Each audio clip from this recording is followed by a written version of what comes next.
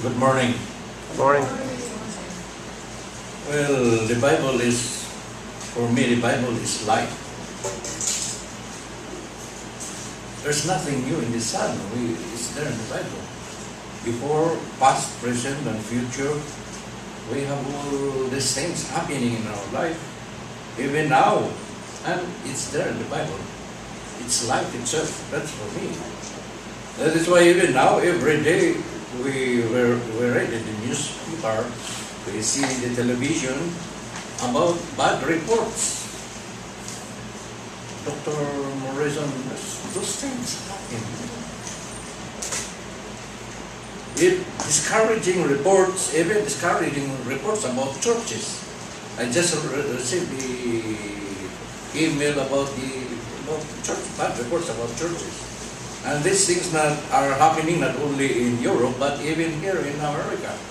And even in our family, in our life, in ourselves.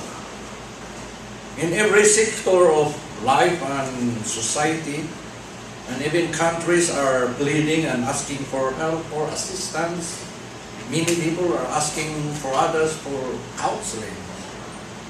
Charitable institutions and even philanthropists have acquired a condition which the term as sympathy fatigue. They're already tired of people asking help. Their neighbors or even family members.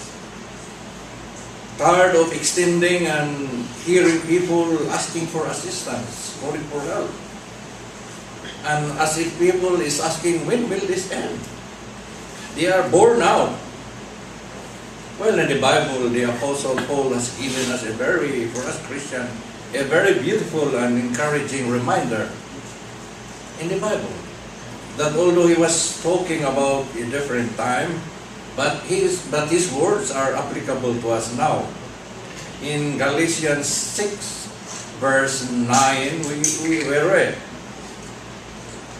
"So don't get tired of doing what is good." All these people in your life, there's so many happening experiences in family, in my family. What is good? We are tired. We feel tired of doing good for others. As if we are born out. Don't get discouraged and give up. As we want to give up, happening. We're already tired. For we will reap a harvest of blessing at the appropriate time.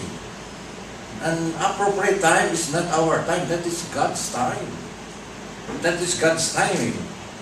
Verse 10, wherever we have the opportunity, we should do good. Do good to every man, especially to our Christian brothers and sisters.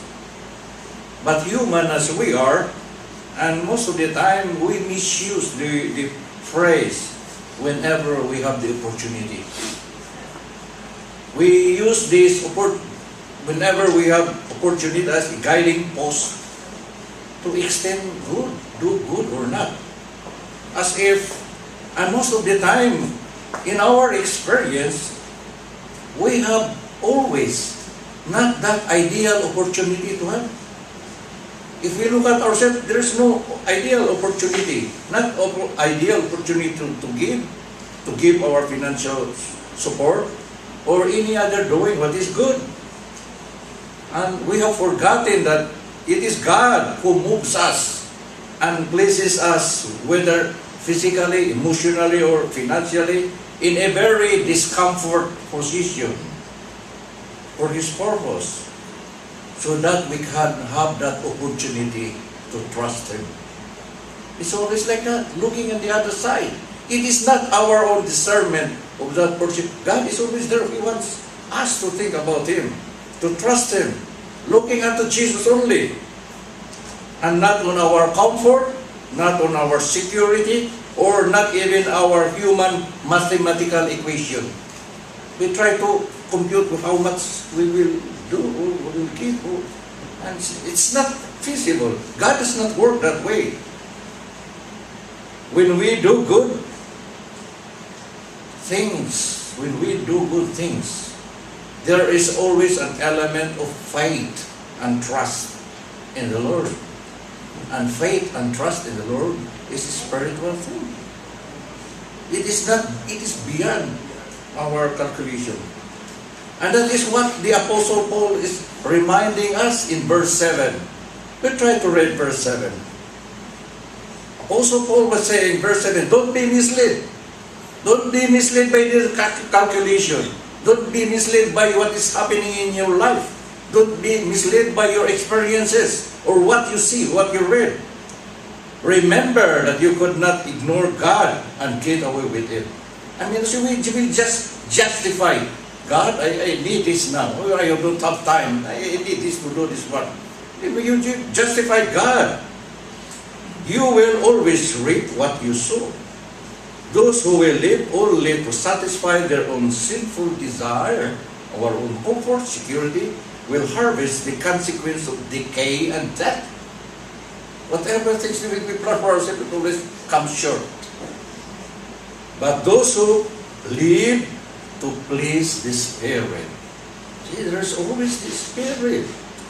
It is beyond comprehension, it is beyond calculation. Will harvest everlasting life from the Spirit. And today, brothers and sisters, we have heard a very beautiful message this morning, spiritual. And today we have that opportunity, as we will give our offering, as we will also do these things, we always have that spiritual thing to trust and look unto Jesus to help us, who promises that He will never leave us nor forsake us in our difficult and trying moments in our life. For that is what we are created for in this world, good work. Doing work to the Lord, not to any human being.